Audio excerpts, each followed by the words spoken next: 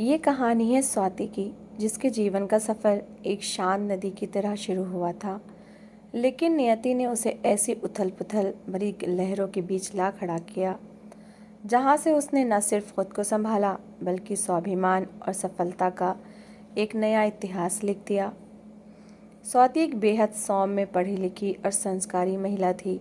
उसका विवाह शहर के एक जाने माने और समृद्ध व्यापारी परिवार के बड़े बेटे आनंद के साथ हुआ था। आनंद स्वभाव से जितना शांत और गंभीर था, अपनी पत्नी स्वाति के प्रति उसका प्रेम उतना ही अगाध अगाध और गहरा था। विवाह के बाद जब उनके आंगन में एक नन्ही परी ने कदम रखा तो आनंद की खुशियों का ठिकाना न रहा। उसने अपनी बेटी का नाम रखा परिधि। आनंद स्वाति और परिधि को अपनी दुनिया मानता था। वो अक्सर स्वाति से कहता, स्वाति, तुम मेरी ज़िंदगी की वो धुरी हो जिसके आसपास मेरी पूरी दुनिया घूमती है। मैं तुम पर और परिधि पर कभी आँच नहीं आने दूंगा। आनंद के रहते स्वाति को कभी किसी कमी का एहसास नहीं हुआ। घर में उसका मान सम्मान था, क्योंकि आनंद हमेशा उसके साथ एक मजबूत चट्टान की तरह खड़ा रहता था। स्वाति को खाना बनाने का बहुत शौक था। जब भी वह रसोई में कोई नई रेसिपी ट्राई करती, आनंद उंगलियां चाटता रह जाता और मजाक में कहता, स्वाति, तुम्हारे हाथों में जादू है। अगर कभी मेरा बिजनेस डूब गया तो मैं तुम्हारे हाथ के बने खाने का होटल खोलूँगा। देखना, हम करोड़पति बन जाएंगे। लेकिन नियति के क्रूर हाथों को ये खुशियाँ स्वीकार नहीं थी।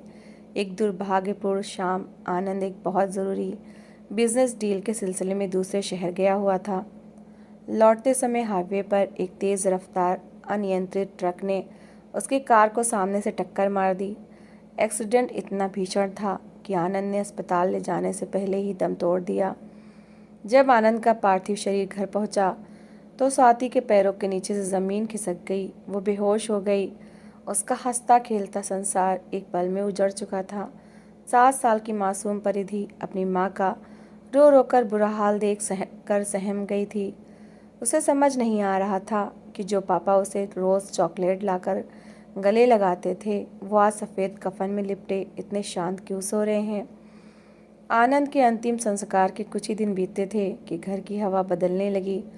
स्वाति के सास ससुर रामचंद्र जी और कौशल्या देवी और उसका छोटा देवर अमित, जो आनंद के सामने स्वाति की तारीफ करते नहीं थकते थे, अचानक कठोर और निर्दयी हो गए। आनंद की मृत्यु के ठीक 15वें दिन अमित और ससुर ने मिलकर आनंद के नाम के सभी बैंक्स, फिक्स डिपॉजिट, इंश्योरेंस के पैसे और बिजनेस के शेयर्स चालाकी से अपने नाम ट्रांसफ़र करवा लिए। स्वाति इन सब बातों से अनजान अपने पति के दुख में डूबी हुई थी, लेकिन जल्द ही उससे सच्चाई का सामना करना पड़ा। एक सुबह जब वो परिधि के लिए दूध लेने रसोई में गई तो सास कौशल्या देवी ने उसका रास्ता रोक लिया और कठोर स्वर में बोली, अभी महारानी की तरह देर से उठना और आराम करना बंद करो स्वाति। मेरे बेटे को खा गई तुम, अभागिन। मनहूस पैर रखे थे तुमने इस घर में, जो मेरा कमाओ बेटा चला गया। अगर इस घर में रहना है तो नौकरानी बनकर रहना होगा, नहीं तो अपना रास्ता नापो। स्वाति दंग रह गई। जिस सास को उसने हमेशा माँ का दर्जा दिया, उनके मुँह से ऐसे शब्द। उसने ससुर जी की तरफ देखा, लेकिन उन्होंने अपनी आंखें फेर लीं। देवर अमित ने तो एक कदम आगे बढ़कर कहा, भाभी, भाई का जो बिजनेस था उसमें भारी घाटा हुआ है। अब हमारे पास तुम्हें और तुम्हारी बेटी को बिठाकर खिलाने के पैसे नहीं हैं। आज से घर के सारे काम, झाड़ू पोछा, बर्तन, कपड़े और खाना बनाना तुम करोगी। नौकरानी को हमने हटा दिया है। स्वाति के पास अपनी मासूम बेटी के अलावा कोई सहारा नहीं था। उसके माता पिता का देहांत पहले ही हो चुका था। उसने अपनी किस्मत और परिधि के भविष्य को देखते हुए सब कुछ चुपचाप सहने का फैसला किया। दिन बीतते गए, स्वाति और परिधि पर अत्याचार बढ़ते गए। स्वाति सुबह 4 बजे उठती, पूरे बड़े घर की सफाई करती, सबके लिए खाना बनाती, लेकिन बदले में उसे और परिधि को सिर्फ बचा कुचा बासी खाना और गालियाँ मिलती। देवरानी और देवर अमित बात बात पर परिधि को डांटते, उसे मारते। परिधि रोती हुई माँ के आंचल में छुप जाती। स्वाति रात को चुपके से आंसू बहाती और परिधि को गले से लगाकर कहती, घबराओ मत बेटी, अच्छे दिन ज़रूर आएंगे। अत्याचार की हद पार तब हुई जब अमित ने सट्टेबाजी और गलत आदतों में आनंद के छोड़े हुए बिजनेस का एक बड़ा हिस्सा डुबा दिया। कर्जदार घर के चक्कर काटने लगे। पूरा परिवार पैसों की तंगी से जूझने लगा, लेकिन उनकी अय्याशियाँ कम नहीं हुई थीं। एक दोपहर जब स्वाति रसोई में काम कर रही थी और परिधि आंगन में खेल रही थी, उसने बैठक में ससुर रामचंद्र और अमित को किसी अनजान व्यक्ति के साथ फुसफुसाते हुए सुना। स्वाति के कान खड़े हो गए। वो दबे पांव दरवाजे के पीछे जाकर खड़ी हो गई। अमित उस अजनबी से कह रहा था, देखिए शर्मा जी, लड़की अभी सिर्फ 8 साल की है, दिखने में सुंदर है और स्वस्थ है। वो अमीर निसंतान जोड़ा इसके बदले 50 लाख रुपए देने को तैयार है ना। हमें पैसों की बहुत ज़रूरत है। इस लड़की को पालकर हमें क्या मिलेगा? आगे चलकर इसकी पढ़ाई और शादी में लाखों का खर्चा होगा। अभी बेच देंगे तो हमारा कर्ज भी उतर जाएगा और मेरा नया काम भी शुरू हो जाएगा। ससुर रामचंद्र ने हुक्के का कश खींचते हुए कहा, हाँ बात तो तुम्हारी सही है, लेकिन स्वाति का क्या? वो तो हंगामा खड़ा कर देगी। अमित कमीनी हंसी हंसते हुए बोला, अरे पिताजी, स्वाति को क्या पता चलेगा? अगले हफ्ते जब वो शहर के बड़े मंदिर में सेवा के लिए जाएगी, हम लड़की को शर्मा जी के हवाले कर देंगे। स्वाति को बोल देंगे कि लड़की खेलते खेलते कहीं खो गई। पुलिस में झूठी रिपोर्ट लिखवा देंगे। एक बार लड़की गई, फिर स्वाति को भी धक्के मारकर घर से निकाल देंगे। दरवाजे के पीछे खड़ी स्वाति के पैरों के नीचे से ज़मीन खिसक गई। उसका पूरा शरीर कांपने लगा। माथे पर पसीने की बूंदें आ गईं। जिन लोगों को वो अपना परिवार समझ रही थी, वो भेड़िए, उसकी कलेजे के टुकड़े, उसकी मासूम परिधि की ज़िंदगी का सौदा करने जा रहे थे।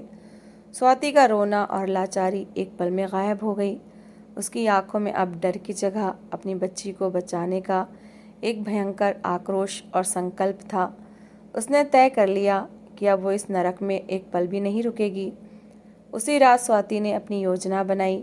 उसने बहुत ही सावधानी से परिधि के 2 जोड़ी कपड़े और अपने कुछ ज़रूरी कागजात, जैसे उसका आधार कार्ड और परिधि का जन्म प्रमाण पत्र, एक पुराने थैले में छिपा दिए। उसके पास आनंद की दी हुई एक आखिरी निशानी बची थी, एक सोने का मंगलसूत्र और एक छोटी सी चेन, जिसे उसने सास की नज़रों से बचाकर गद्दे के नीचे छिपा रखा था।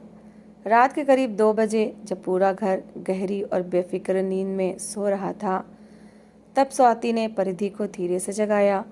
परिधि ने नींद में कुछ बोलना चाहा तो स्वाति ने उसके मुंह पर हाथ रख दिया और धीरे से कहा, चुप रहो परी, कोई आवाज़ नहीं, हमें अभी यहाँ से दूर जाना है। माँ के चेहरे की गंभीरता देखकर 8 साल की बच्ची सब समझ गई। स्वाति ने परिधि का हाथ पकड़ा, थैला उठाया और बिना कोई आवाज़ किए घर के पिछले दरवाजे की कुंडी खोली। बाहर घंघोर अंधेरा था और ठंडी हवाएं चल रही थीं। स्वाति ने पीछे मुड़कर उस आलीशान मकान को देखा जिसने उसे सिर्फ दर्द और आंसू दिए थे। उसने एक लंबी सांस ली और बिना मुड़े स्टेशन की तरफ भागने लगी। स्टेशन पहुंचकर उसने सबसे पहली जो ट्रेन मिली उसकी टिकट ली। वो ट्रेन इंदौर जा रही थी। सुबह होते होते स्वाति और परिधि एक अनजान बड़े शहर के रेलवे स्टेशन पर खड़े थे। जेब में मात्र कुछ 100 रुपये और आंखों में अनिश्चित भविष्य का डर था, लेकिन स्वाति के चेहरे पर एक संतोष था कि उसकी बेटी सुरक्षित थी। उसने स्टेशन के पास की झुग्गियों और तंग गलियों में ढूंढकर एक बहुत छोटा और सस्ता कमरा किराए पर लिया, जिसका किराया 2000 रुपये महीना था। मकान मालिक एक कोमल हृदय वाली बूढ़ी अम्मा थी, जिन्होंने स्वाति की हालत देखकर बिना किसी एडवांस के कमरा दे दिया।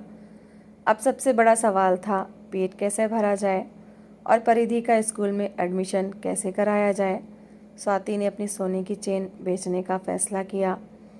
उसे बेचकर जो 20,000 रुपये मिले, उससे उसने कमरे का किराया दिया, राशन खरीदा, कुछ बड़े बर्तन, एलपीजी सिलेंडर और प्लास्टिक के टिफ़िन के डिब्बे खरीदे।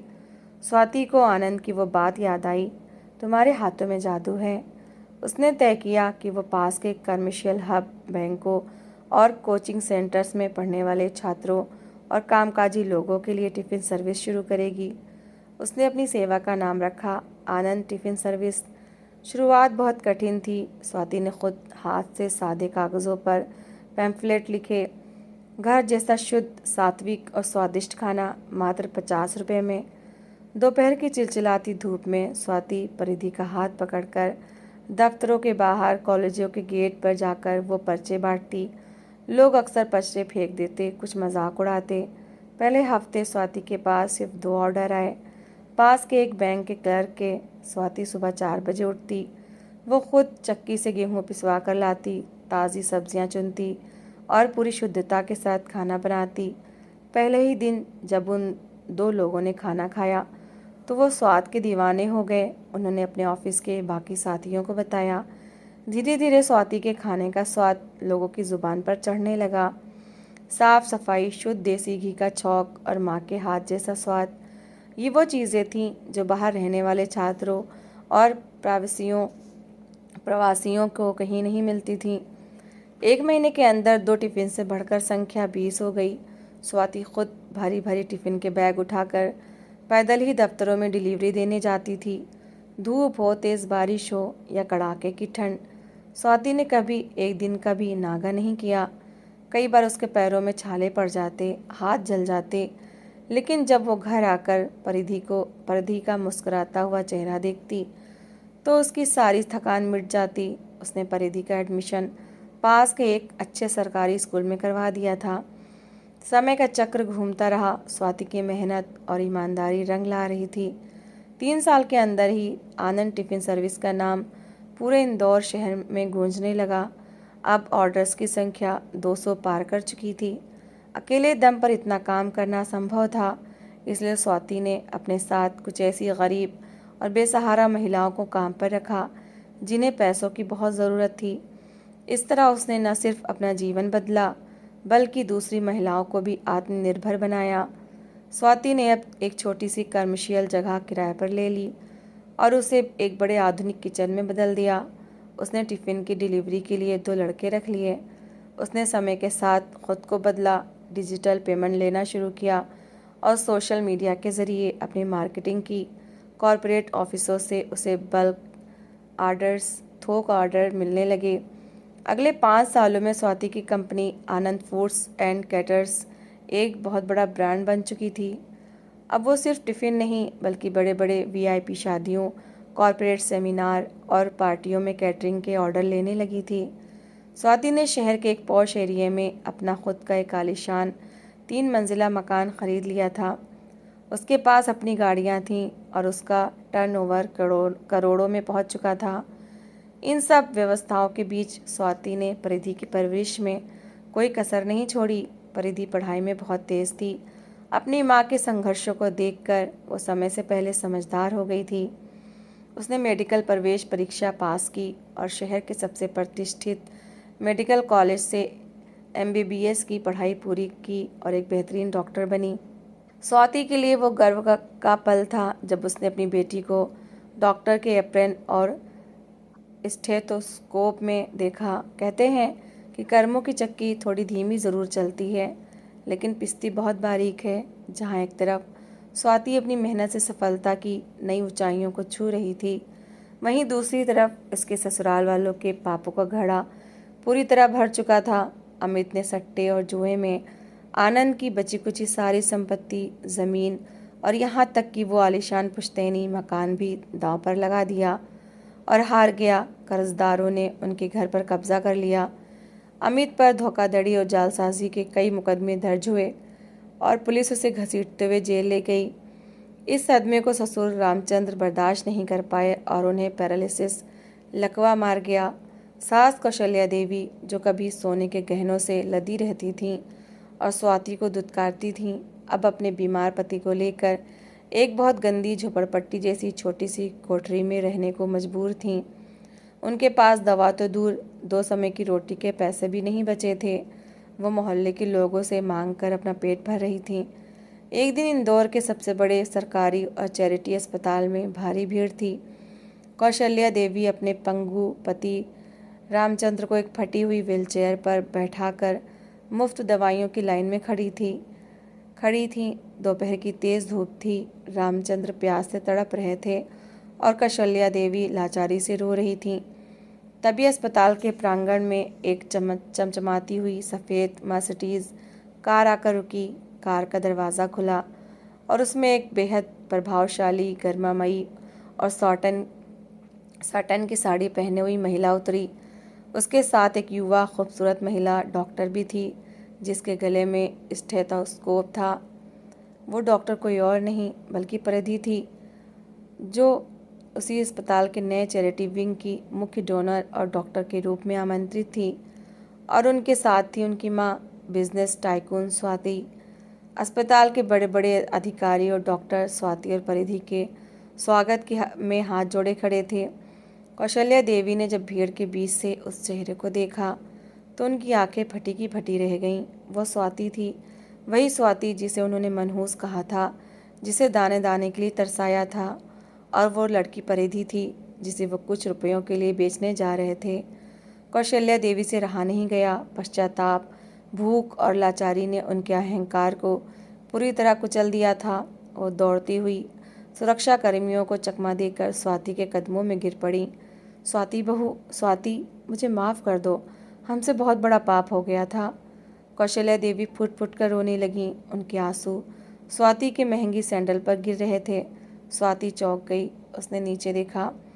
धूल से सनी फटे कपड़ों में लिपटी उसकी पूर्व सास कौशल्या देवी उसके पैरों में पड़ी थीं और कुछ दूरी पर व्हील चेयर पर उसके ससुर लाचार हालत में सिर झुकाए रो रहे थे। परिधि की आंखों में अतीत का वो खौफनाक दृश्य तैर गया जब ये लोग उसे बेचने वाले थे। उसने अपनी माँ का हाथ कसकर पकड़ लिया। स्वाति ने बड़े ही शांत और गंभीर स्वभाव से कौशल्या देवी को कंधों से पकड़कर उठाया। उसकी आंखों में ना तो कोई गुस्सा था, ना बदले की आग और ना ही कोई घमंड। उसकी आंखों में सिर्फ एक असीम शांति थी। स्वाति ने बहुत ही ठंडे स्वर में कहा, माफ़ करने वाली मैं कोई नहीं होती माँ जी। समय और ईश्वर ने आपको आपके कर्मों का फल दे दिया। जिस दिन आपने मेरी बेटी की मासूमियत का सौदा करने की कोशिश की थी, उसी दिन मेरे दिल से आप लोगों का हर रिश्ता ख़त्म हो गया था। कौशल्या देवी हाथ जोड़कर गिड़गिड़ाई, बहू, हमें रहने के लिए एक छत दे दो, हम भूखे मर जाएंगे। तुम्हारे ससुर की हालत देखो, हमारे पास दवा के पैसे नहीं हैं। अमित जेल में है, हमें अपने साथ रख लो बहू, हम तुम्हारे पैर धोकर पिएंगे। स्वाति ने कौशल्या देवी के जुड़े हुए हाथों को धीरे से अलग किया और पर्स से पैसे निकालकर अस्पताल के मैनेजर को दिए। उसने मैनेजर से कहा, शर्मा जी, इन दोनों बुजुर्गों का इलाज और रहने खाने का इंतज़ाम हमारे ट्रस्ट की तरफ से कर दिया जाए। इन्हें किसी चीज़ की कमी नहीं होनी चाहिए।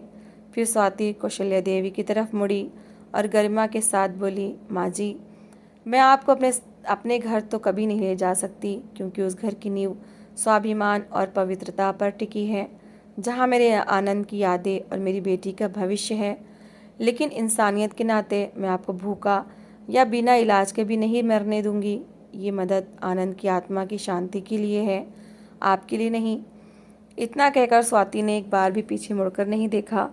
उसने गर्व से अपनी बेटी परिधि के कंधे पर हाथ रखा और अस्पताल के नए विंग के उद्घाटन के लिए आगे बढ़ गई। कौशल्या देवी और रामचंद्र वहीं खड़े आंसुओं के समंदर में डूब रहे थे।